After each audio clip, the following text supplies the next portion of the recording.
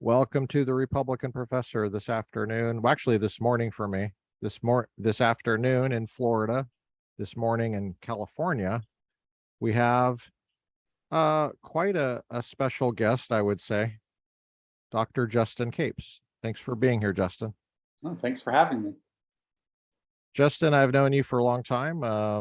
We go way back to our Biola days, the graduate program there, philosophy. Yeah.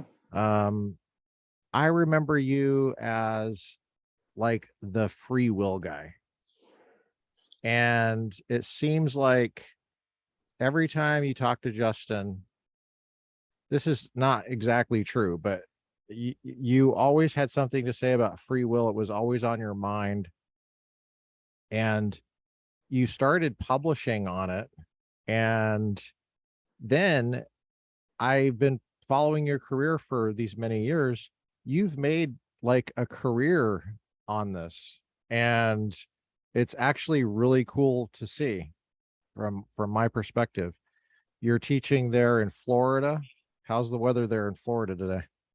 Beautiful. I actually just got back from the beach not too long ago. So it was a nice day. It's supposed to actually get pretty hot here today, but it was nice in the morning. The water was cool. So yeah, it's great. Wow, you got in the water? Oh yeah. Oh man. I would say come on down, but there's too many people moving here. So don't come on vacation, but don't move here. Well, that sounds idyllic. How long does it take you to get to the beach? Just depends on traffic, 5-10 minutes maybe. Jeez. Yeah, it's nice. We're about 3 miles from the beach. Wow. So you could ride your bike there easily. You could run there if you were, into that kind of thing. Yeah, if you're into that kind of thing. Yeah. I don't know why you would. I was just assuming it was a beach. I guess it could have been a cliff. Yeah, no. How long does it take you to get to the cliff that you jump off of to get to the beach? But right. It seems like there's a lot of beaches there, right? Yeah. It's St. Augustine is a beach town. The way it's set up is, or at least where we live on the mainland, but there's also an island. So to get to the beach, you have to sort of cross bridges, one of 3 bridges to get over to the beach side, to the island. St. Augustine. Wow. What a great name. Yeah, except as we know, it should be pronounced Augustine. Yeah. But the people here don't have the correct pronunciation. So when in Rome. Right. But then, in California, everything is Spanish. And you would think that with Florida, with the Spanish influence, it would have been in Spanish. Like San Diego, I believe that's St. James, right? Isn't that St. James? I remember looking at a Spanish Bible and seeing Diego, and I was like, what the heck is this? And they were like, oh, that's the book of James. Yeah. And I was like, wait, hold on. San Diego is St. James? I never knew that. So there is not Saint. Why is it not San something or whatever? Yeah, that's a good question. There is a lot of Spanish influence because the Spanish were the ones that I think originally settled St. Augustine. St. Augustine has one of its claims to fame is it's the oldest continuously inhabited city in the United States. Okay.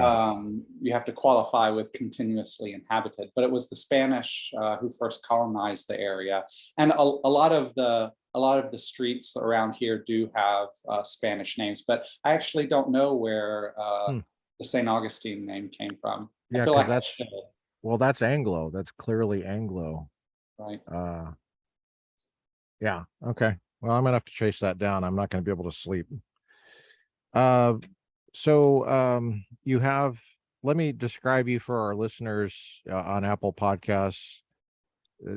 Those of you watching on YouTube obviously don't need this description, but Justin has is that a flannel shirt on? Is that it's kind of like a lumberjackish shirt?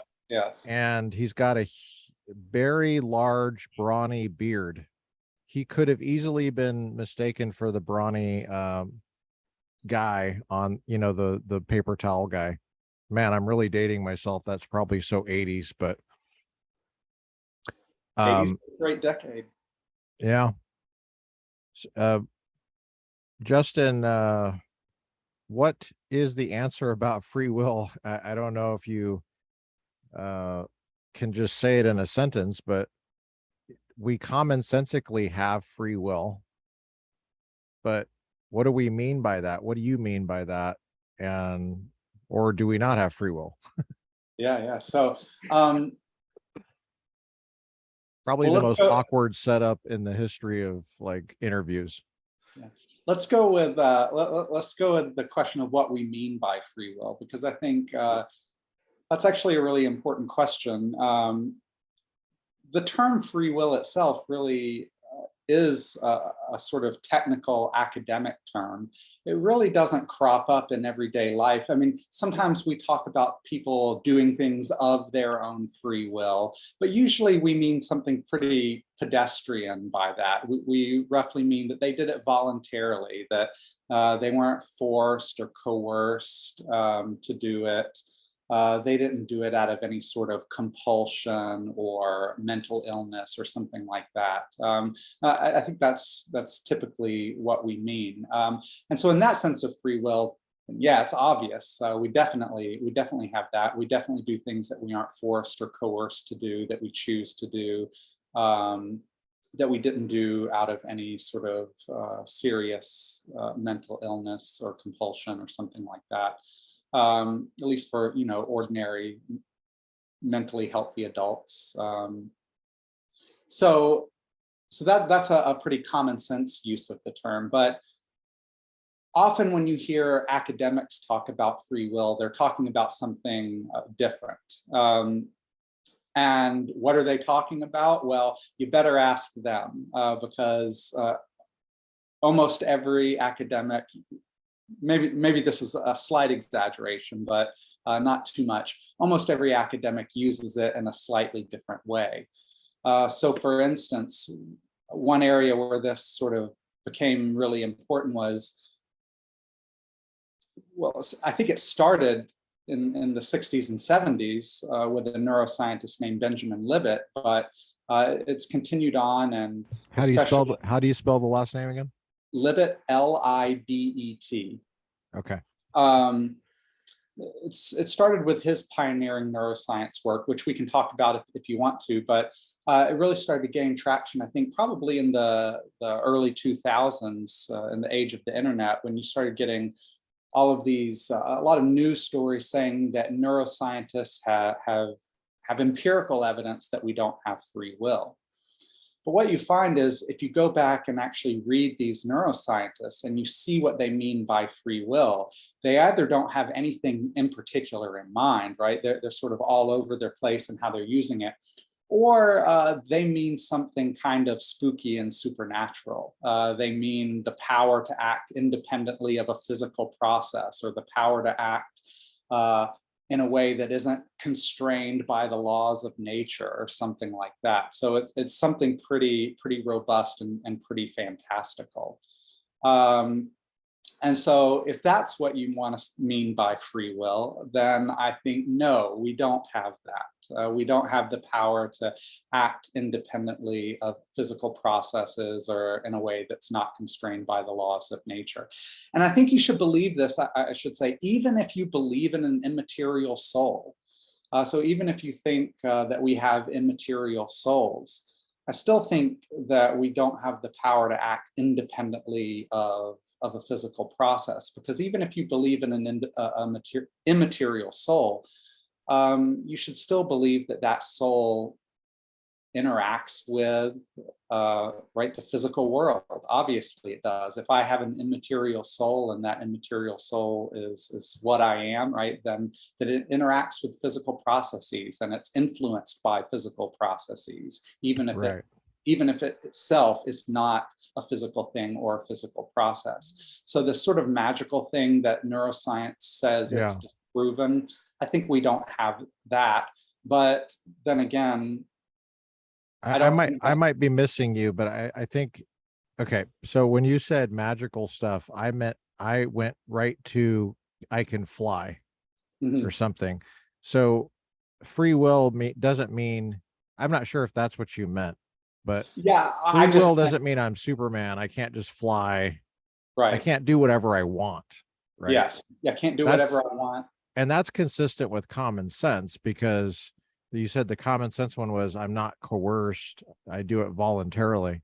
Well, I voluntarily walk around the block, but that doesn't mean that I can fly. Right, I exactly. guess I'm coerced. I'm not, we don't normally talk about being coerced to walk instead of fly. Yeah, yeah, yeah. Like Yeah, so I involuntarily walk because I can't fly, you know? yes. Yeah, so definitely I don't mean anything magical like that, but also, the neuroscientists, or many of them at least, I think they've gotten better about this now because they've talked to too many philosophers at this point. But yeah, I think That's a really interesting thing you just said. They've talked to too many philosophers. Were they not talking to philosophers before that? no, I don't think so. There wasn't any intersection, or not much. And then When did they start talking to philosophers, you think? it was around this time, around I'd say the early 2000s, when some of their claims started getting some headlines, claims that our intentions don't cause our behavior, claims that they've disproven free will. And the philosophers, who wanted to be empirically well informed, were interested in this research that they were doing in their experiments, and so they started reading it. And one of the things the philosophers came to see is, hey, what you mean by free will is not what we mean by free will. You mean this supernatural thing, right? This thing that transcends the laws of nature, or that isn't constrained in any way by physical processes or events. But that's not what we mean. And then they I start gotcha. I asking, think I'm tracking with you now. Yeah. yeah. Okay. So Yeah. then, I think many So the neuroscientists, philosophers played a role of like bringing the scientist kind of down to earth a little bit more, would you say? yeah, and bringing conceptual clarity to their investigations. Yeah, and really, I did my graduate work at Florida State, and one of the cool things that happened there is my dissertation director, Alfred Mealy. Those of you want the spelling, it's I've heard of him. Mele. How do you spell it again? Mele, Mealy. Oh yeah. Yeah. He got a grant from the Templeton Foundation to do to study the science, philosophy, and theology behind free will. And a good chunk of that money was devoted to giving the money to neuroscientists, and cognitive psychologists, and empirical researchers to do empirical research on how human action is produced, on the idea of free will. And I think that project had a large role to play in letting empirical researchers like neuroscientists and cognitive scientists get involved and interact with philosophers. And I think the philosophers brought some conceptual clarity to these empirical studies. And I think the empirical studies were interesting and informative to the philosophers as well. Can you describe briefly, if you can, what you mean by an empirical study? Like what are we talking about here? I obviously Yeah. you can't get into the details, but kind of like a rough and ready, so we have something to picture.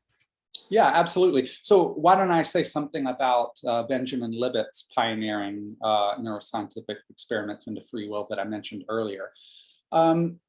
So what Libet had subjects, volunteers do is he'd bring them into a lab, and he would hook them up to an EEG machine that just reads electrical signals on your scalp. And he put them in front of a clock. It's now called a Libet clock. You can Google it and see what it looks like. And it's just a clock that makes one revolution around it's either every second or every 2 seconds. I can't remember. So, I mean, it's moving pretty quickly around. And then different versions of the experiment have slightly different setups, but this one will work for our purposes. You have a button, like a computer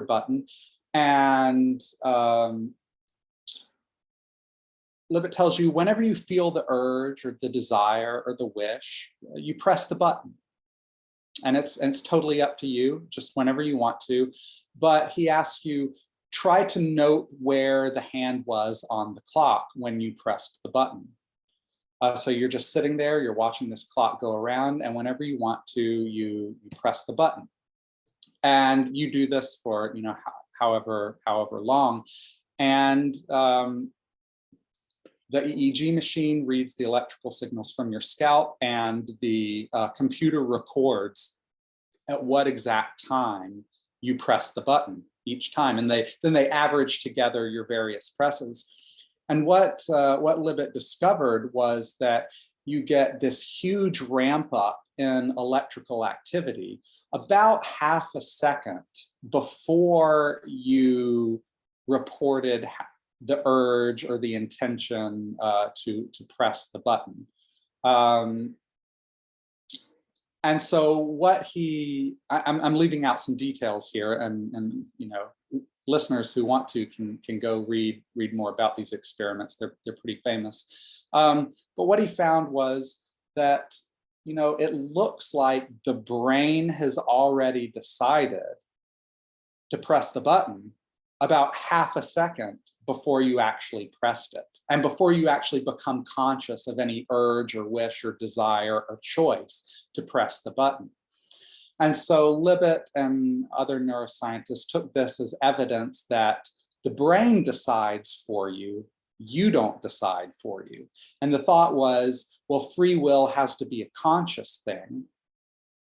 But since the brain has sort of already decided for you about half a second before you became conscious of any wish or desire or urge to press the button, you must not have free will.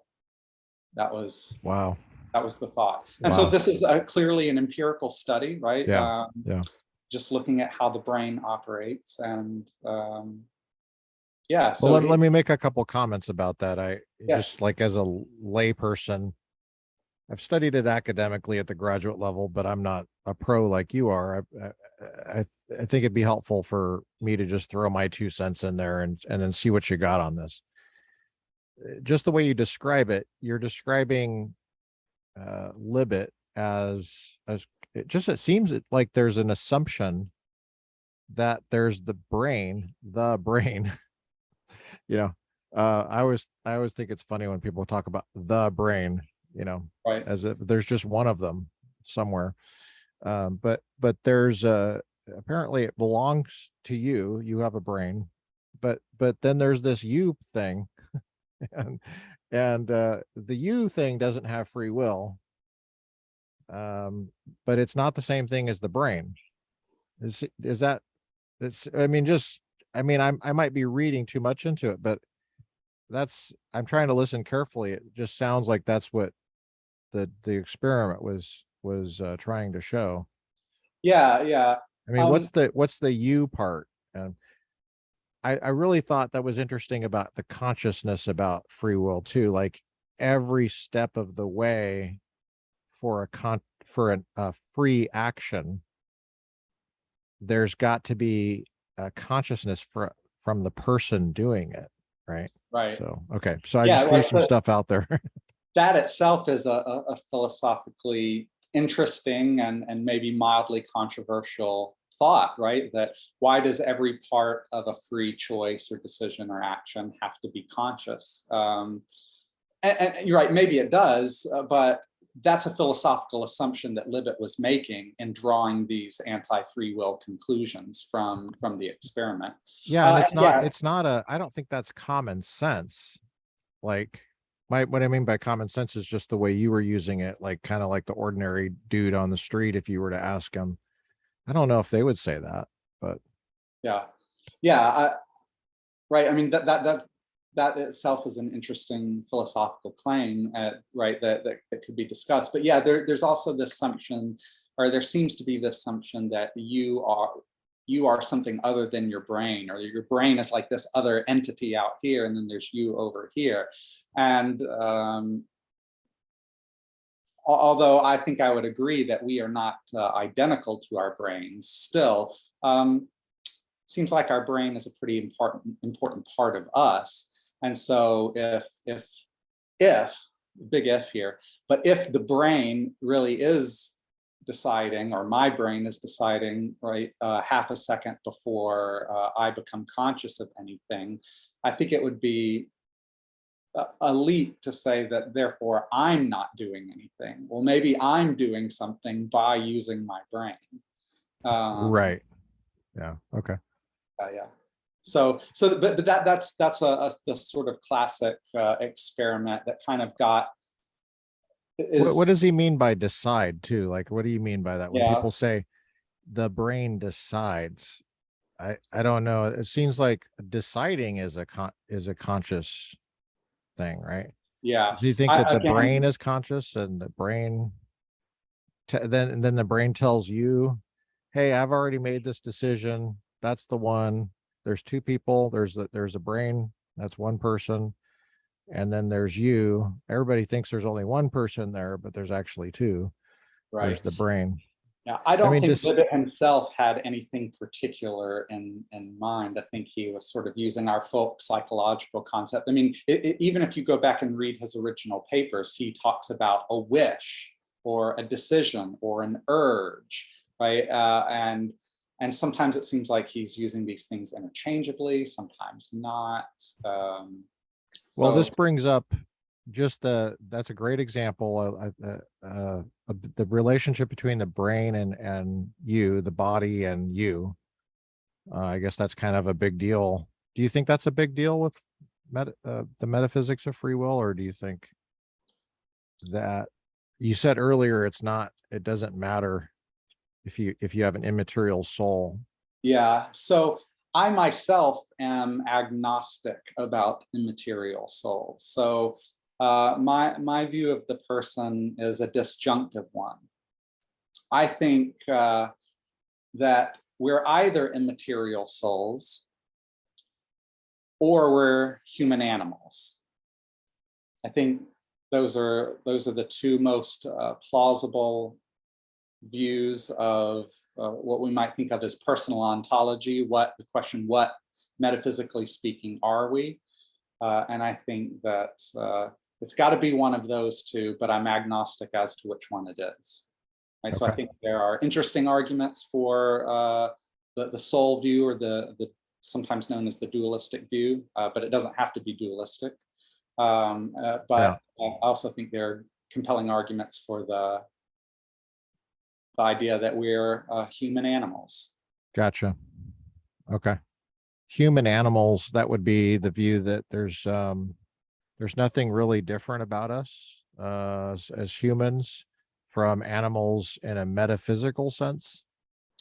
Yeah, I wouldn't want to say that there's nothing different, because there's obviously lots of differences. We're obviously cognitively much more sophisticated than other biological species. But yeah, fundamentally, we on this view, we would be animals in the same way that a giraffe is an animal, or a squirrel is an animal, or a chimpanzee is an animal. Okay. We're a member of the biological species Homo sapien. That would be, this view is sometimes known as animalism, if for those who are inclined to look at the philosophical literature. Is that compatible with Christianity, you think, or a religious view like Islam? Or yeah, I think absolutely so. I mean, especially if you think about Christianity, it's a central tenet of what we might think of as Orthodox or classical Christianity, that Jesus rose bodily from the dead, and that one day those who are in Christ, as it's sometimes put, will also rise from the dead. And the thought, the theological thought, as I understand it, is not that those who are in Christ will somehow be spirits floating up in the misty heavens, as it were, but it will be a physical resurrection.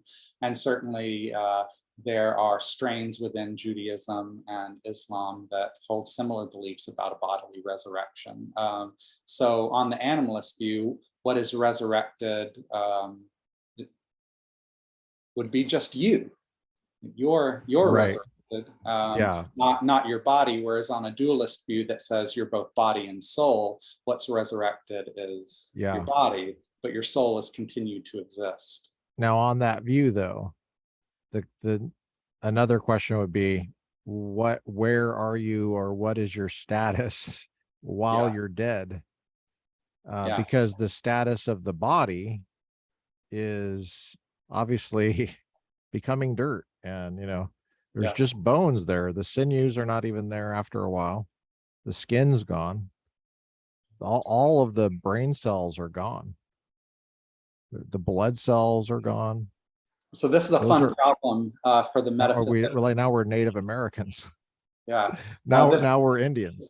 this is a fun problem for the metaphysics of personal identity, especially if you hold a religious view.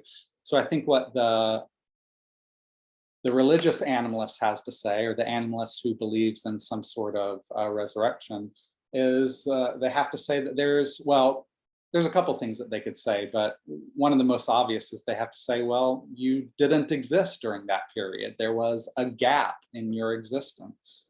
So here's maybe an analogy. Imagine you have an old timey watch that your great grandfather gave to you, one of those little pocket things.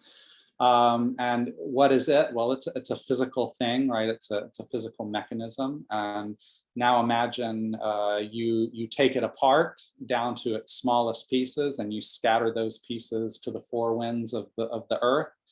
You might say that watch no longer exists. And then you bring all the pieces back together and you put it back together, and now you've got the watch again. And at least one interpretation of that story is that the watch has a gappy existence, right? It existed for a period of time, and then it was dismantled, and then it was put back together.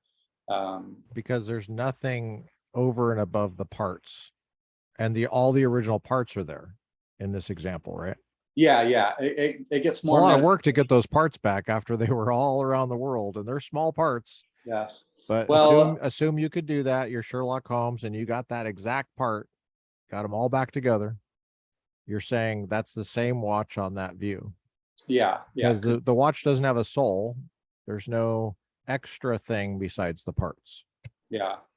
Now, it gets complicated for the animalist who also has a religious view according to which we're resurrected. It gets more complicated because in real life, we know that corpses that decay, their parts become parts of other things, right? It's where the phrase pushing up daisies comes from, right? When you're dead and buried, eventually the molecules that used to be a part of your physical organism will become parts of other physical organisms, right? Daisies and oak trees and other people, if given a long enough time.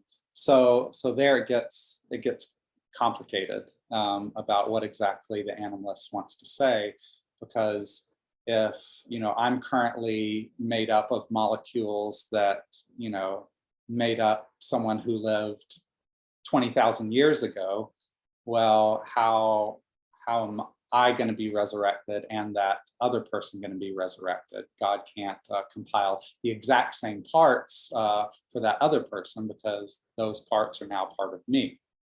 Right. But how does that work for animal, human rights too? Like, if people have rights, apparently that's some kind of property of the body, but the body's always changing parts, and so are they the same rights they had before? Yeah. These are interesting questions, and again, right, these are questions for the animalist who also accepts a religious view according to which we're resurrected. And there are various things that they say. I could recommend maybe for your listeners, think to two people who hold this view, who I think have written on this a little bit, are the philosopher Peter Van Inwagen and Trenton Merricks. Peter Van Inwagen is at Duke University, and Trenton Merricks is at the University of Virginia. Okay. Yeah. And what would you recommend they check out? Is there a specific book, or is there a YouTube video or something? Let me newspaper article that they wrote, something for National Geographic? One particularly, Encyclopedia Britannica article they wrote, maybe. yeah.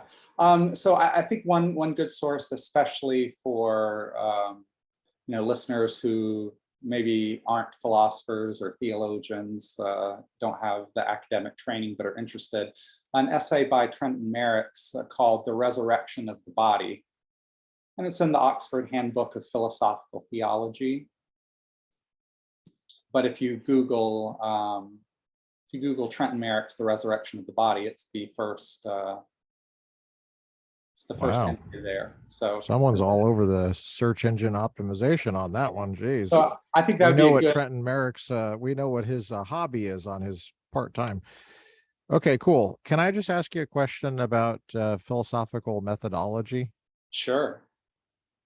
Yeah, people are probably listening to you and they're thinking, okay, he's pretty good at just laying out the options and describing the different ways that people come at the positions. Maybe if there's a new position that comes out, he's good at describing that.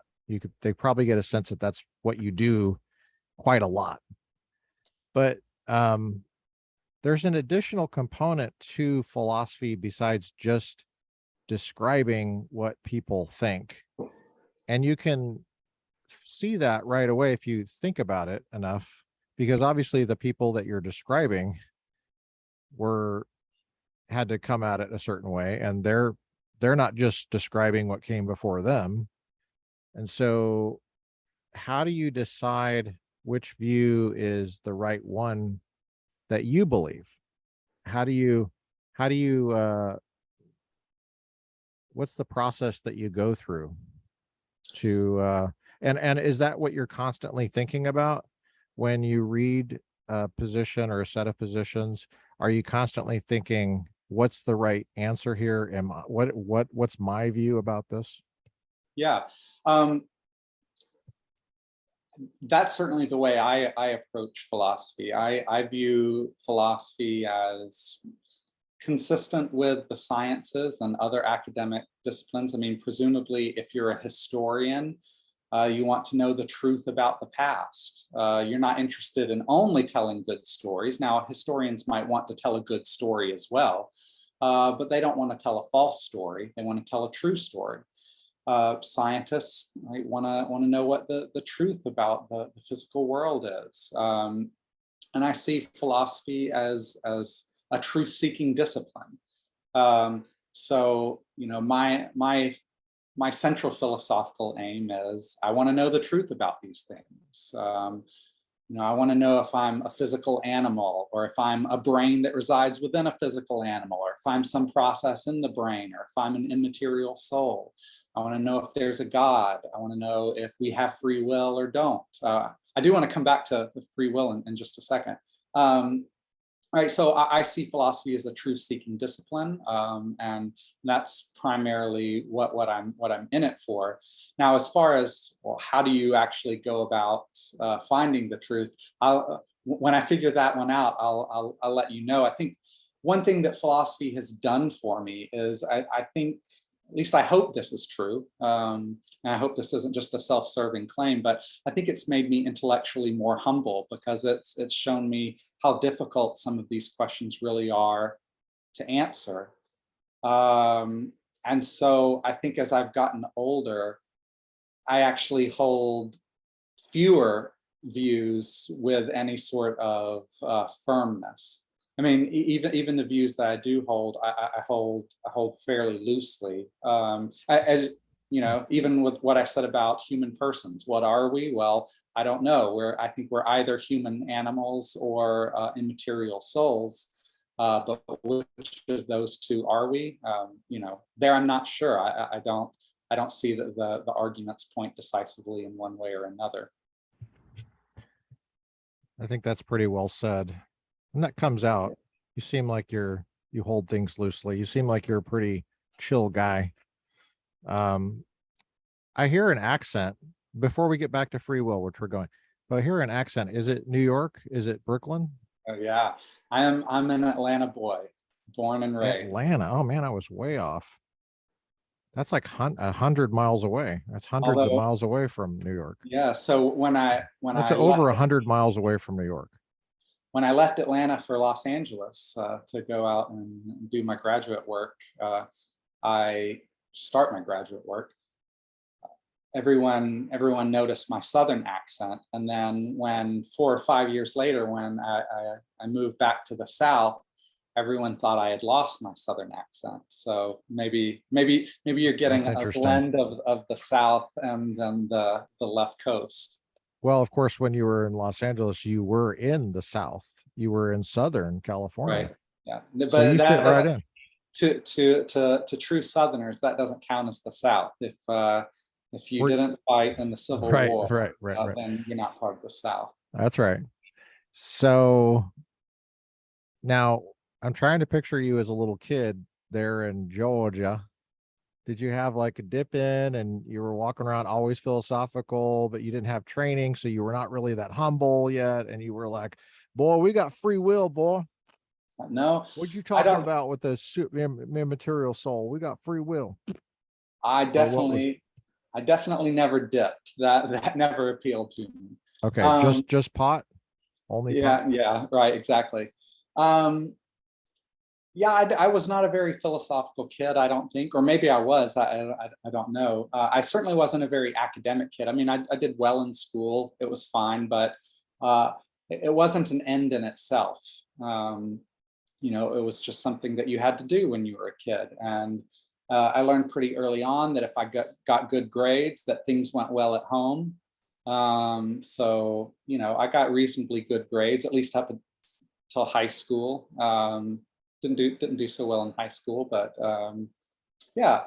So I wasn't particularly academically inclined.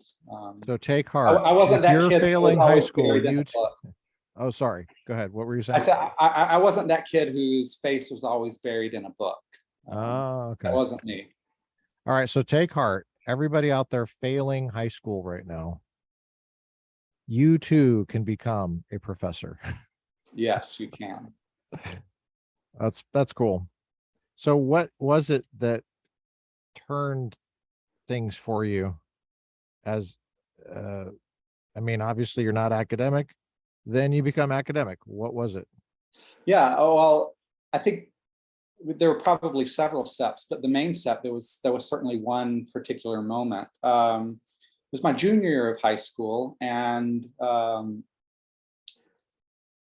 had to do a book report for some literature class or English class or something, and I was dreading this because I didn't particularly enjoy reading. I was a bit of a couch potato. And so I was sifting through the books of the school library because I had to pick out a book to do. And I stumbled across this book called The Fellowship of the Ring. And I pulled it out and I said, well, this looks as good as any. And so it took me about 3 weeks to read the thing. But once I got done, I thought two things. I thought, A, this wasn't that bad. I kind of like this. And B, this isn't the end of the story. The And this is story, before the movies came out. I know yeah, we're it was dating long you, before so yeah, this is the original thing. You got J.R.R. Tolkien. yeah. And Wow. so I asked my mom, I said, look, I read this book for my book report, and it was pretty cool, but it's like it stopped in the middle. There's like two more. Can you find me these books? And she said, yeah. So that next weekend, she went out to a yard sale and she found a raggedy old copy of The Two Towers. And she brought that home and I read it in a day. I just sat in a chair and my mom brought me meals and I ate the meals in the chair reading the book. And I think in like 10 hours, I had finished the book. And so I said, well, you better get the third part. And so This is she the version without the pictures, so you weren't just looking at the pictures. Exactly, Okay. exactly. No, All right. no pictures. So yes, the next weekend she went to the public library and got The Return of the King, and I read that in about a day and a half. And after that, I thought, wow, reading is awesome.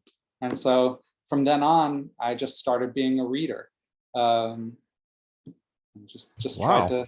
to read stuff. It just taught me that reading could be enjoyable and immersive. And as I don't know, for those who are watching on YouTube, you can see I've got my map of Middle Earth here in the background. So that was a pretty formative couple of weeks for me. Wow. So you went from non-nerd to To nerd. nerd overnight, yeah, Wow. And you had a mom that brought you meals.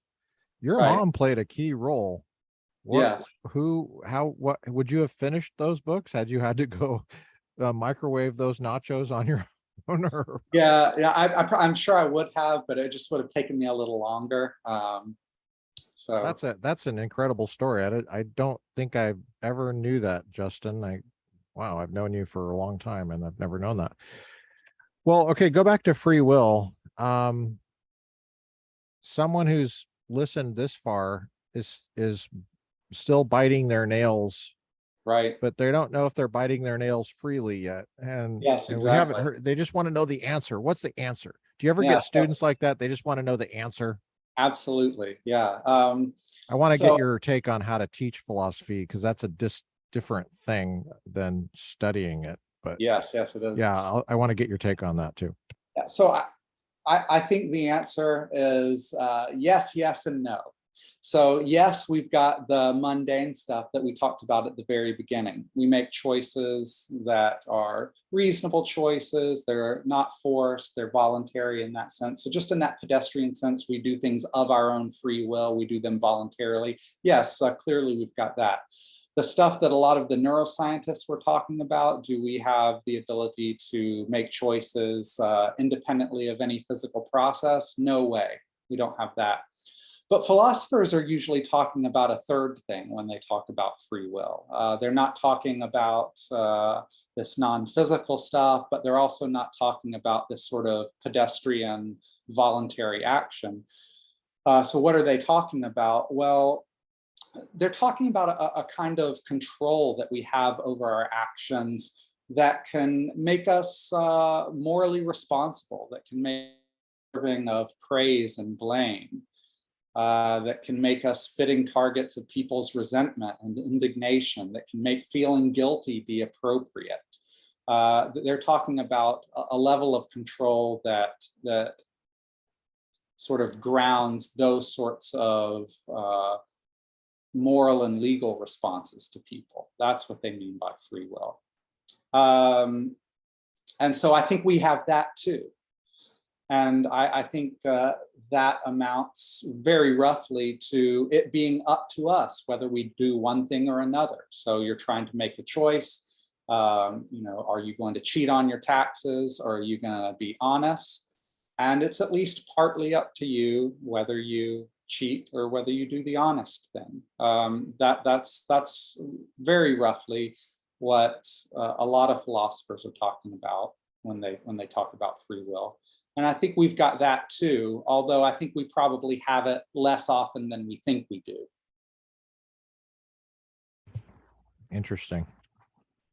That seems like a common sense thing as well, because so much of the legal system and moral praise and blame, there's a lot of overlap between those. But that's really rooted in common sense. Yeah, I think it is a common sense belief, but maybe not as much as we might think. So consider an example. Suppose I see my 4-year-old and he's just about to run out in front of a bus, and I do the instinctual thing and I just run and grab him and pull him out of the way of the oncoming vehicle. Could I have done otherwise than that? Was it really up to me whether I did that? Well, my inclination is to think not. Given the sort of person I am, at the very least, I'm a minimally decent father, or so I would like to think. Just really wasn't up to me to, allow the bus to hit my child, or to wait and see, if the bus stopped or whatever it was. I think in those circumstances, I just had to do what I did.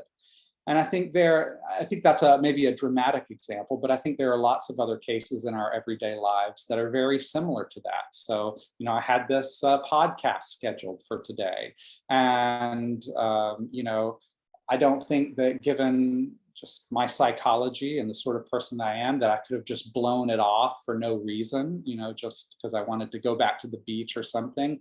That's just not, that just wasn't in the cards, as it were. So I think there are a lot of everyday actions that we just make out of our character, and given the circumstances we were in and the sort of character and psychology we have in the moment, it wasn't a realistic possibility for us to do anything different.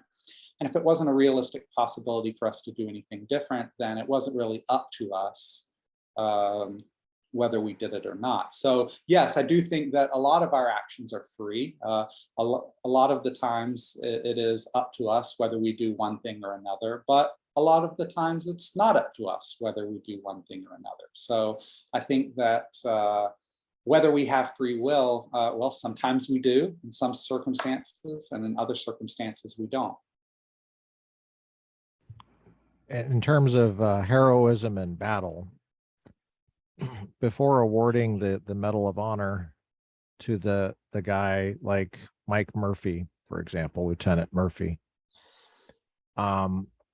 Navy SEAL killed in combat in Afghanistan, subject of, he's a character in the book Lone Survivor, for example. Should there be an investigation as to what the type of person Mr. Murphy was before we honor him with awards? I mean, how that doesn't seem to make a lot of sense to say, well, he really couldn't have done otherwise, because if you knew Mike, yeah, he would have gone up to that rock and he would have made that call and exposed himself at great above and beyond the call of duty. Doesn't seem to apply, because he just would have thought that's his duty. Yeah, good. That's actually exact in line with his duty.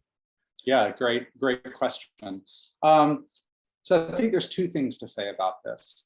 One is, I think that even if we didn't have free will, I think there can still be lots of reasons to hold people morally responsible for their behavior. There can still be lots of reasons to praise and blame people. These would be what we might think of as consequentialist reasons, right? So maybe blaming people will make them more likely to do the right thing next time because they don't want to get sanctioned or punished by their friends or family or their peers. And the same with praise. Right? If we praise people for their good behavior, maybe that will make them more likely to behave better in the future. I mean, these are empirical claims, but they're not implausible on the surface. So we can have lots of reasons to hold people morally responsible, even if they don't deserve those responses. So the fact that someone deserves the response isn't the only reason to give them the response. There might be other justifications for it as well. So that's one thing. So maybe, right, people who do these tremendously heroic and courageous acts, there can be all kinds of reasons to praise them and to honor them, right, that don't necessarily have to do with desert. So that's the first thing. Then here's the second thing.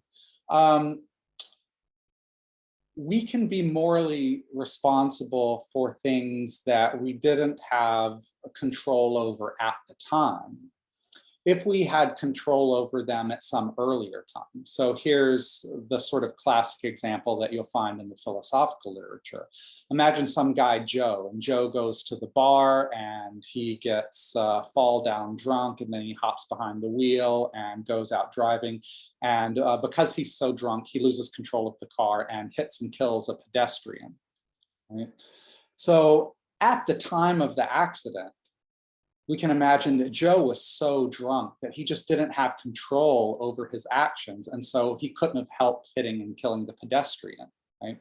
But I don't think that means that he doesn't deserve blame for what he did, because he did have control earlier in the evening. And if Joe, right, is a sort of ordinary, sensible person, he knows the dangers and the risks of drunk driving. So even though at the time of the accident, he couldn't have done otherwise than hit the pedestrian, he could have done otherwise earlier in the evening, right? So he could have chosen not to drink in the first place, or he could have chosen to get a designated driver or to call an Uber or something like that. He could have done these other actions. And if he had done them, he would not have hit and killed the pedestrian later on in the evening. So he had free will over these earlier actions, and that can render him morally responsible for this later action that he didn't have control over. So philosophers call this tracing, right? So we trace the person's moral responsibility and control back to earlier actions that led to the later action.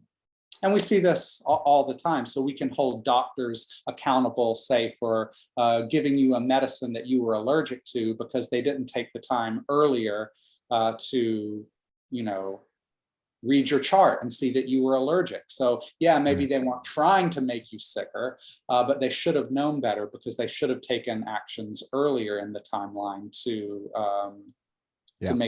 make sure. Avoid So negligence. yeah, so going back to your war hero example, I was gonna say, yeah, the war hero is.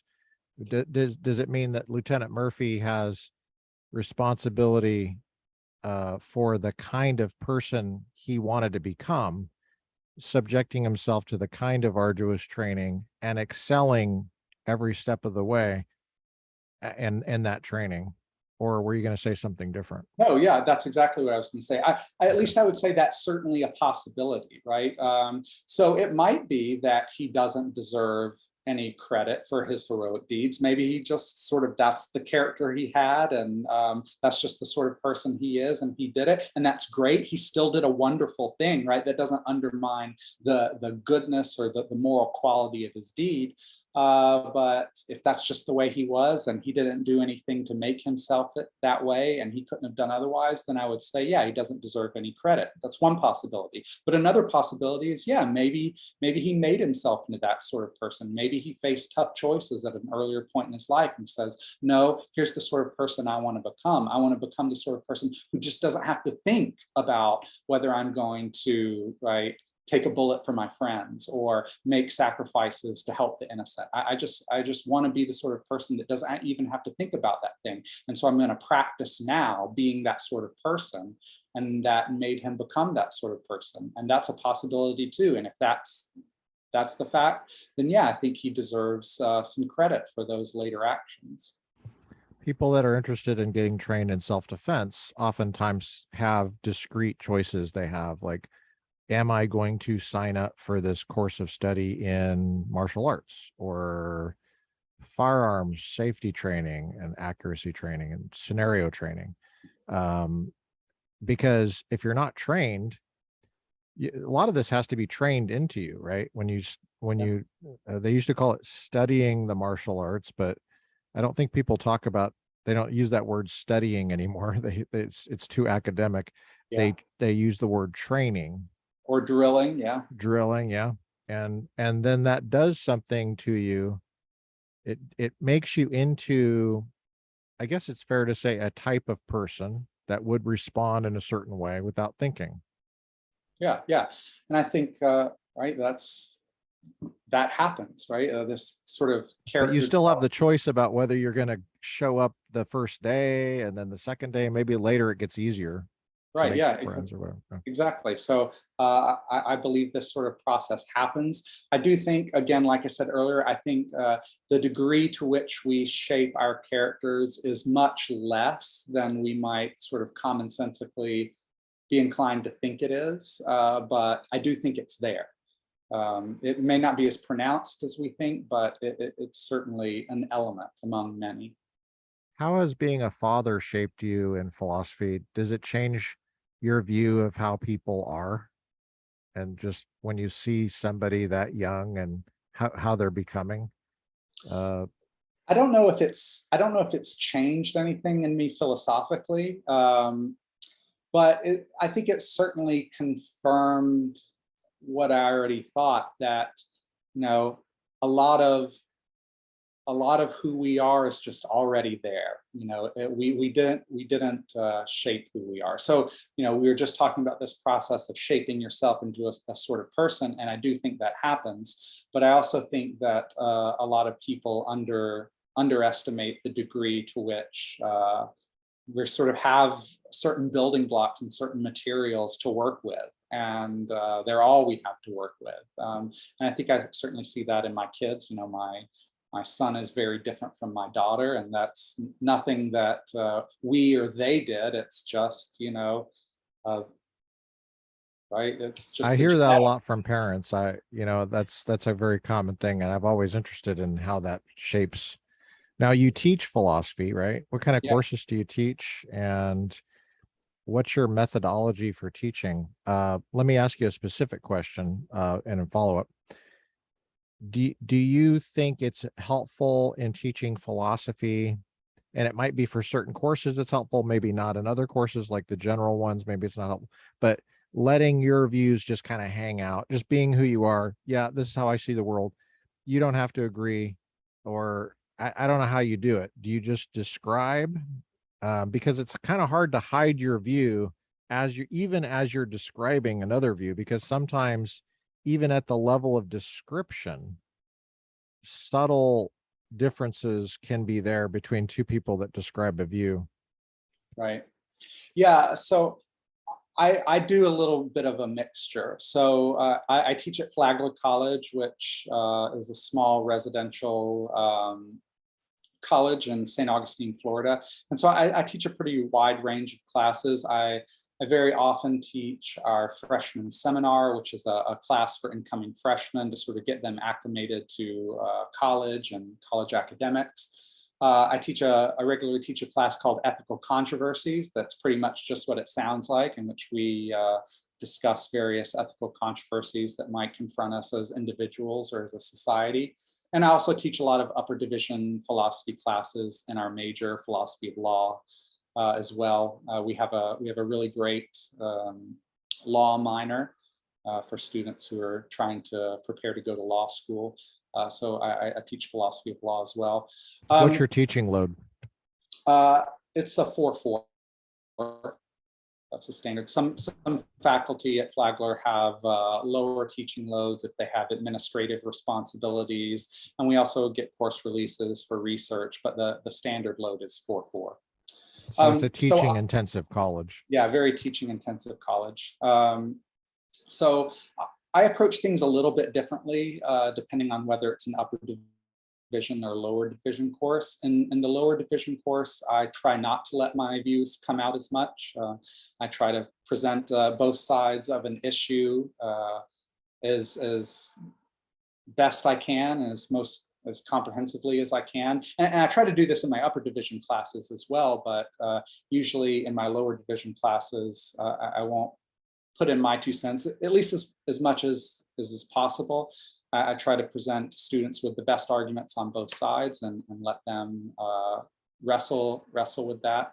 But I don't necessarily try to hide my views either. A lot of times students will ask me what I think, and my response in the lower division classes is, ask me at the end of the semester or at the end of this unit. So I'm perfectly happy to tell them what I think about an issue, but I like to do it after I've sort of presented both sides as fairly as I possibly can. And sometimes this is really easy because sometimes I just don't have a view. I say, well, I don't know what to think. This is a very hard issue or a hard problem. And other times I do have views, and I'll make those known. But I try to do that after they've had a chance to wrestle with it with at least as neutral a presentation as I can muster. Now, I let this slip a little bit in my upper division classes. I try to, as students progress along in their philosophical education with our majors, I try to start treating them more as interlocutors, right? And we're trying to train philosophers. So I still try to present both sides of the issue as fairly as I can, but I'll certainly take a firmer stand and debate my students. Maybe, I don't know if more harshly is not the right way to put it, but right, I'll try to challenge them. Tortuously. Yeah, Tortuously. I'll try to challenge them a little bit more, and Is maybe is there often press the view that I think is the right one a little bit harder than I would in the lower division classes. are there any hills you're willing to die on, so to speak, as it were, in philosophy, or whatever topic comes up? Are there things that you feel like you have strong views on? Yeah, I certainly think there's things that I have strong views on, but for my students especially, I try to model a sense of intellectual humility and openness, even on those things where I say, look, I'm pretty sure about this one. You know, I'll say I'm pretty sure about this one, but I'm also willing to consider the evidence against it, and you know, and listen. And I think for philosophy instructors, I think for all teachers, this is really important, especially in an age where I don't think students get a lot of critical thinking outside the classroom, and critical thinking in the truest sense of That's true. being open and honest and saying, Yeah. yeah, sometimes I don't know, That's right. or I'm wrong. That's right. Yeah. So I think that's very important. So certainly there are things that, you know, I think, yeah, you're probably not going to talk this one out of me, or talk me out of this one, but I'm certainly, you know, willing to listen. What about logic? You didn't mention logic as a course there. Is that required? Yes, it is required for our law minors and for our philosophy majors, Okay. but it's not a class that I regularly teach. Is there a philosophy course that's required for everybody? Yes, there is. Well, sorry, not for the general education program. Okay. Flagler recently overhauled our general education program. And so what we have now is we have several different literacies that students they have to take one course in each literacy. So a literacy might be something like quantitative reasoning or writing or historical inquiry. And one of those literacies is ethical reasoning. So they have to take a class that teaches them how to reason about right and wrong, good and evil, should or should not. Now that may or may not end up being a philosophy class though. So, all right, we have classes that fill that literacy that are in political science, or that are in literature or history or philosophy. Right? So there are a variety of different disciplines who teach that literacy. You went to Biola, so I know that you at least at one point were a Christian, unless you were lying. No, I was not lying. Hey, I lie for hours every night. Nothing against it. But are you still a Christian then? Yeah. How do So you view faith, and what's the role of faith in your teaching and learning? yeah, I am. So I consider myself, you know, a mere Christian in C.S. Lewis's terms. So C.S. Lewis has a classic book for listeners who don't know called Mere Christianity, where he lays out what he sort of thinks are the essentials of the Christian faith that every good Christian should hold. And Does that mean that you go to a mere church? well, no, Sorry, I had to get that in there.